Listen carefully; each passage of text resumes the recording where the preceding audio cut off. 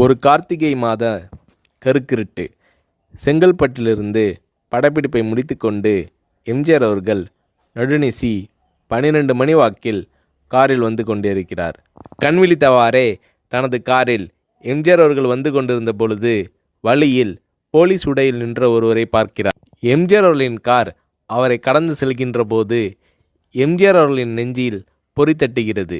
ஆள் நடமாட்டமே இல்லாத இந்த அர்த்த ராத்திரியில் அந்த போலீஸ்காரர் பஸ்ஸுக்காக காத்து நிற்கிறார் என்பதை எம்ஜிஆர் அவர்கள் புரிந்து கொள்கிறார். உடனே தனது டிரைவரிடம் காரை நிறுத்த சொல்கிறார் எம்ஜிஆர். கார் பின்னோக்கி வருகிறது. போலீஸ்காரரின் அருகில் காரை நிறுத்தி கதவை திறந்து ஏறுங்கள், எங்கே போக வேண்டும் என்கிறார் எம்ஜிஆர். பரவாயில்லை, நான் பஸ்ஸிலே வந்து விடுகிறேன் என்கிறார் அந்த போலீஸ்காரர். நேரமாகிவிட்டது, இனி இந்த ரூட்டில் பஸ் கிடையாது, ஏறிக்கொள்ளுங்கள் என்று எம்ஜிஆர் அவர்கள் வலுக்கட்டாயம் செய்ய போலீஸ்காரர் வேண்டா வெறுப்பாக ஏறுகிறார். காரின் உள்ளே லைட் போட்டு சாப்பிட்டீங்களா என்று கேட்டுக்கொண்டே தனது சீட்டுக்கு பின்னால் இருந்த பிஸ்கெட் பழங்களை எடுத்து கொடுக்கிறார் எம்ஜிஆர். இப்படி ஓசியில் பயணம் செய்வதே எனக்கு உடன்பாடில்லை.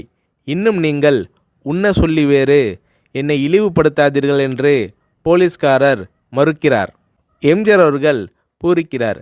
இருப்பவனிலிருந்து இல்லாதவன் வரை படித்து பதவியில் இருக்கும் எத்தனையோ பேர் எனக்கு அது வேண்டும் இது வேண்டும் என்று எம்ஜிஆர் அவர்களிடம் வேண்டியதை பெற்று செல்கிறார்கள். ஆனால் சாதாரண பொறுப்பில் இருக்கும் இந்த போலீஸ்காரரின் நேர்மை எம்ஜிஆர் அவர்களை மெய்சிலிர்க்க வைத்துவிட்டது. எம்ஜிஆர் அவர்களின் கார் கத தூரத்தில் வந்து கொண்டிருந்தாலும் காரின் நிறத்தையும் ஒளியையும் மனம் கமலும் ஓடிக்கான் வாசனையையும் வைத்து இது எம்ஜிஆர் அவர்களின் கார் என்றும் கார் சென்ற தடத்தை தொட்டு வணங்குகின்ற அளவுக்கு புகழுடன் திகழ்ந்த நேரம் அது. அரை மணி நேரம் கார் சென்று கொண்டிருக்கிறது. ஆனால் அதுவரை எம்ஜிஆர் அவர்களை பற்றி பெரிதாக போற்றி புகழ்ந்து பேசாமல் அந்த போலீஸ்காரர் வந்ததே புரட்சித் தலைவர் எம்ஜிஆர் அவர்களுக்கு அந்த போலீஸ்காரர் மீது மரியாதையை கூடுதலாக்கியது. நான் தான் எம்ஜிஆர் என்கிறார் எம்ஜிஆர். கேள்விப்பட்டிருக்கிறேன் என்கிறார் அந்த போலீஸ்காரர். பொன்மனச்செம்மல் எம்ஜிஆர் அவர்களின் முகத்தில் கோபம் இல்லை, பதிலுக்கு பொன்முறுவல் மலர்கிறது. என் படங்களை பார்த்து இருக்கிறீர்களா என்று கேட்கிறார் எம்ஜிஆர்.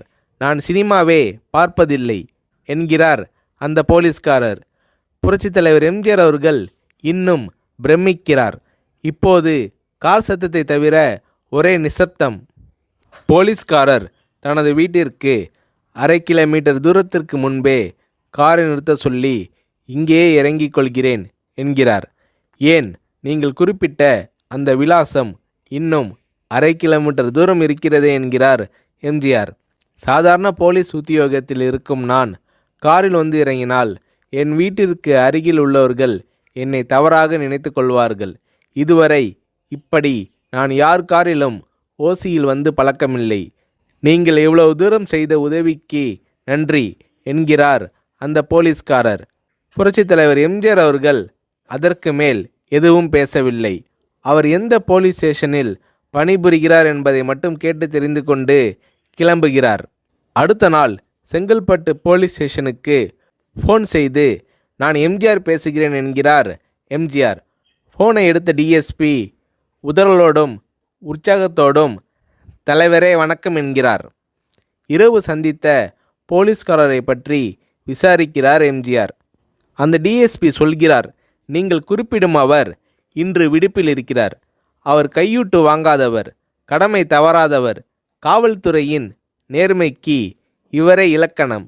வெற்றிலை பாக்கு, பீடி, சிகரெட் போன்ற போதை வஸ்துக்கள், நாடகம், சினிமா போன்ற பொழுதுபோக்கு அம்சங்களையெல்லாம் இவர் அறியாதவர்.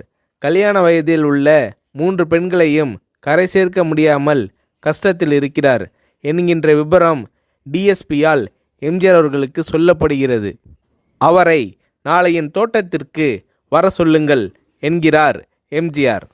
கேட்டுக்கொண்ட டிஎஸ்பி உங்களோடு ஃபோனில் ஆளுக்கு ஒரு வார்த்தை பேச இன்ஸ்பெக்டர், சப் இன்ஸ்பெக்டர் உட்பட எல்லோரும் ஆசைப்படுகிறார்கள். ஃபோனை அவர்களிடம் கொடுக்கலாமா என்கிறார். எம்ஜிஆர் அவர்கள் கொடுங்கள் என்கிறார். பேசுகிறார். அந்த போலீஸ் ஸ்டேஷனே புண்ணியம் பெற்றதாக மகிழ்ச்சி அடைகிறார்கள் அந்த போலீஸ்காரர்கள். மறுநாள் அந்த போலீஸ்காரர் ராமவரம் தோட்டத்திற்கு அழைத்து வரப்படுகிறார். அவரிடம் பேப்பரில் மடித்த பெரிய பணக்கட்டை கொடுத்து, இதை வைத்து உங்கள் பெண்களின் கல்யாணத்தை நடத்துங்கள் என்கிறார் எம்ஜிஆர். போலீஸ்காரர் மறுக்கிறார். நான் ஏதாவது உங்களிடம் காரியமாற்ற சொல்லி அதற்காக கொடுத்தால் அது தவறு.